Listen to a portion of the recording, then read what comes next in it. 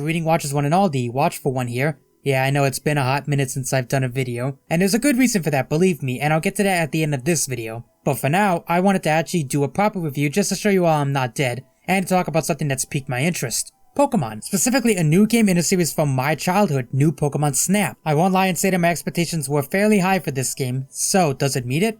Well, let's start with the story. Our game takes place on the titular Lentil Islands, a name that immediately makes me hungry because I'm thinking of lentil soup. And when you arrive at this research center in the Lentil Islands, you meet not a professor named after a tree of any kind, but instead Professor Mirror. But we're not just here to take picture of cute Pokemon, no. We're here to discover about Illumina Pokemon. What are Illumina Pokemon? Giant kaiju-sized glowing Pokemon. In a sense, they're given the same importance as the landmarks shaped like Pokemon in the first game. In a sense, these basically act like boss fights for the entire stage. Yeah, I'm not joking, they're treated like boss Pokemon. And the only other things of note to take photographs of are the glow flowers and ruins. The ruins are much more in tone with the landmark Pokemon, but they're not nearly as hard to spot. But as you progress through the story, you find out that many years ago there was nearly a cataclysm that hit the Lentil Islands. An asteroid heading right for the islands Armageddon style, only this time there's no Bruce Willis to save us. However, that basically took care of itself as the asteroid was destroyed by some kind of big force field. And that's basically why we're here. We're here to find out if the glowing Pokemon were always here, or if they were a product of the asteroid. And just a quick spoiler if you actually do give a shit about the story in a Pokemon Snap game of all games, we find out that Xerneas is the one causing all the Pokemon to glow, and that Xerneas was the one that created the force field that ultimately stopped the asteroid. And ultimately we find out that the reason why they saved the islands and why all the Pokemon seem to gravitate towards our protagonist is because Pokemon can sense when you love them, which is hokey as shit. And I'm sorry if it seems like I breezed through the story, but just like the first game, it really does seem like the story was more of an afterthought.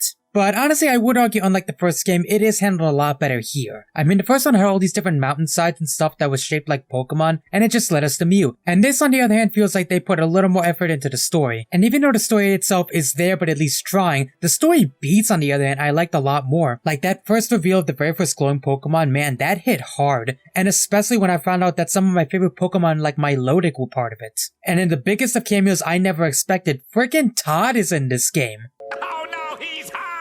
Like, it's very obvious the game wants to play on your nostalgia, and it's working. It's definitely working, that's for damn sure. But it's not just playing on the nostalgia of the players who have been around since the beginning, but it's also playing on the nostalgia of the people who have been around for years now. I mean, if the fact that the final Pokemon was Xerneas and not someone like Mewtwo or something, I think that should be apparent. But okay, that's just the story. I mean, this is still a video game after all. So what about the gameplay elements? Well, did you like Pokemon Snap?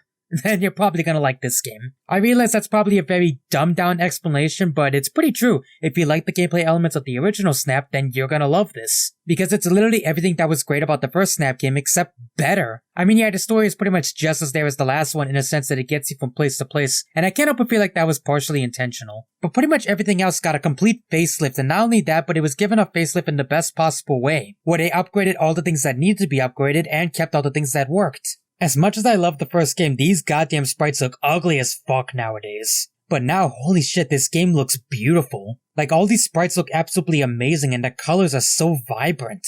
And honestly, more so than even the original game, this world feels much more alive than the first one. I mean, yeah, in the first one, basically if you went through one route, you saw everything you needed to see, provided you got all the secrets. But here, not only does almost every level get a night cycle as well as a day cycle, adding way more variety, there's even different levels of photography you can enter the levels with. And honestly, I thought this game was procedurally generated at first, because each time I went through these levels, I would get a different Pokemon every single time, but no, it's based on the level. And I love that it adds way more replayability to these levels. You can even choose what level you go through the game with. Is there a particular Pokemon you can only see at a certain level? Well, then you can just go through that level again. And thankfully you'll be pretty well equipped to get these because the gadgets from the first game are back and better. The apples are back, and yes, they're apples. I don't give a shit what the game calls them, they're fucking apples. And they serve the same purpose as the last game. You can use them to lure out Pokemon, make them go to a certain area, get a picture of them eating the apple, or just throw them at their face like the world's biggest dick. And hey, if the game didn't want me to do that, then they shouldn't have given me a fucking option to get an extra picture with that. The flute isn't exactly back, at least not in the traditional sense. Instead, your camera produces the tune.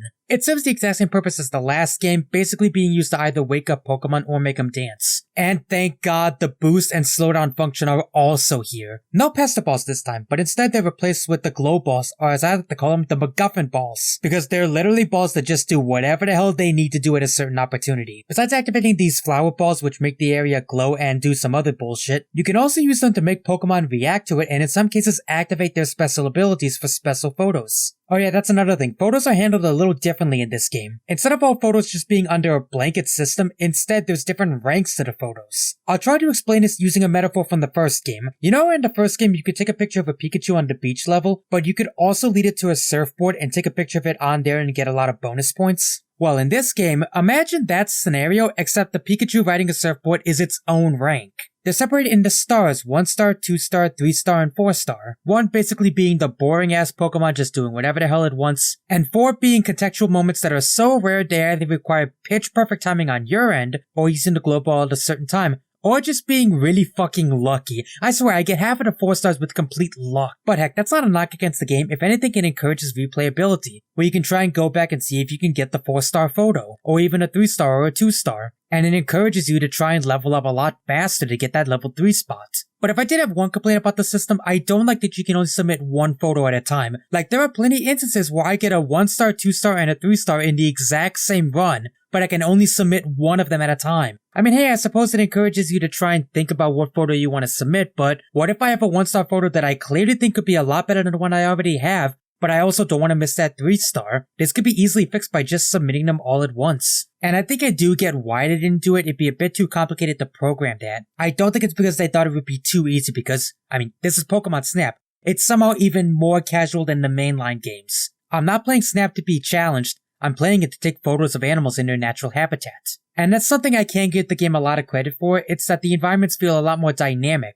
They feel a lot more like a natural habitat for the Pokemon that you're just taking photos of. Never in my life have I felt more like a tourist than in this game. And heck, I'm never gonna photograph Pokemon in real life, so this is the next best thing. And the next best thing has still filled me with so much joy because honestly, I love this game. If you see me Twitch stream this game, I can't count how many times I've been in awe, amazed, and how many times I just kept saying I love this game or just been so awestruck at it. It literally recaptured the same feeling of playing the original Pokemon Snap, except somehow it filled me with even more joy and sentiment. Maybe it's because they added the exact Pokemon that would just tickle my fancy the best, or maybe it's just the feeling of playing another Snap game, but either way, yeah, this is a winner. And considering there's actually a post-game, yeah, there's a goddamn post-game for Pokemon Snap too, where you can actually not only get the level 3 stuff, but there's even legendaries like Mew and Ho-Oh. So if you're anything like me, this game is gonna occupy you long after the story is done. There are plenty of other stuff I could say, but I'm gonna leave a lot of it up to you to check out. If you haven't picked this game up, please go do so. Now, I don't think I can recommend this to non-Pokemon fans, as this was clearly made for fans. I mean, you might get some interest out of the cuteness, but it's very obvious that you're gonna feel a lot more sentiment